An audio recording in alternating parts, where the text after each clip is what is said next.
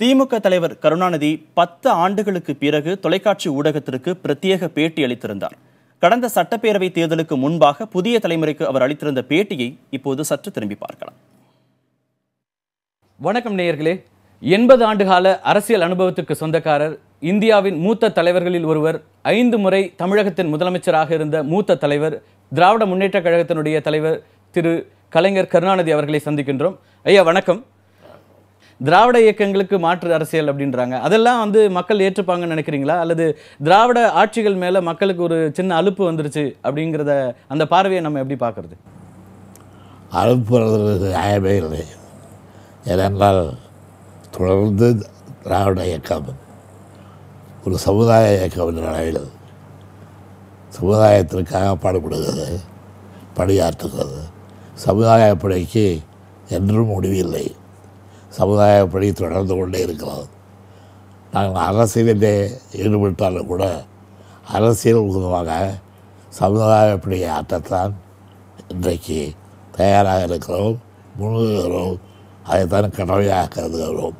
எங்களுடைய சமுதாய பணி தான் தமிழ்நாட்டில் இன்றைக்கு பார்க்கின்ற 23% பிற்படுத்தப்பட்ட மக்களுக்கு முன்னேற்றத்தில் அவர்களுக்கு இவ்வளவு சதவிகிதம் என்று ஒதுக்கியிருப்பதை எங்கள் திராவிட இயக்கத்தினுடைய சமுதாய பணியிலே ஒரு பெருங்கட்டம். அதை மறந்துவிட்டு அதை பறக்கெடுத்து விட்டு சமுதாய பணியாற்ற முடியாது. திராவிட ஆட்சிகளை அகற்றிட முடியும் அப்படின்னு ஒரு நம்பிக்கையோட மாற்று அணின்னு இன்னைக்கு வர்றாங்க. இதெல்லாம் ஒரு திமுகவுக்கு ஒரு சவால் அப்படின்னு பார்க்குறீங்களா? நான் சவாலாக கருதி அவர்களோடு போட்டுக் கொள்ள போவதை அவர்கள் பாவம் செய்யாமல் இருக்கிறார்கள், சரித்திரத்தை கூட அவர்கள் பேசுகிறார்கள் என்றுதான் வருத்தப்படுகிறேன். புதிய வாக்காளர்கள் 1 கோடி பேருக்கு மேலே இருக்கிறாங்க. அவங்க ஆட்சி மாற்றத்தை விரும்புகிறாங்க. அவங்களுக்கு தான் திராவிட கட்சிகள் மேலே நம்பிக்கை இல்லை அப்படிங்கிற ஒரு பரப்புரை மேற்கொள்ளப்படுகிறது. புதிய வாக்காளர்களை ஈர்ப்பதில் திமுக பின்தங்கி இருப்பதா நீங்கள் நினைக்கிறீங்களா? அதற்கு பெயர் பரப்புரை அல்ல, பசப்புரை. பசப்புரை. திமுக இளைஞர்களை ஈர்ப்பதற்கான ஒரு கட்சியாக இருக்கிறது அப்படின்னு நீங்கள் நம்புறீங்களா? அது உண்மை. திமுக தான் இளைஞர்களுடைய ஏராளமாக இருக்கிறது. இளைஞரணி உருவானதான் திமுக. இளைஞர்களுடைய எதிர்பார்ப்பு என்னவாக இருக்கிறதுங்கிறத நீங்கள் புரிஞ்சு வச்சுருக்கீங்களா? இளைஞர்களுக்கு கல்வி கடனை எல்லாம் ரத்து செய்வோம் என்று உறுதியளித்திருக்கிறோம். கல்வி கடனால் இளைஞர்களுடைய படிப்பு எவ்வளவு பாழாகிறது உனக்கு தெரியும்.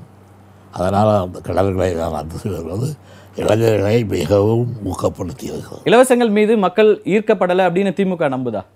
இலவசங்களை பொறுத்தவரையில் அதை திமுக அணிவதற்கும் அதிமுக அணிவதற்கும் மலைக்கு மனுவுக்கு வித்தியாசம் இருக்கிறது.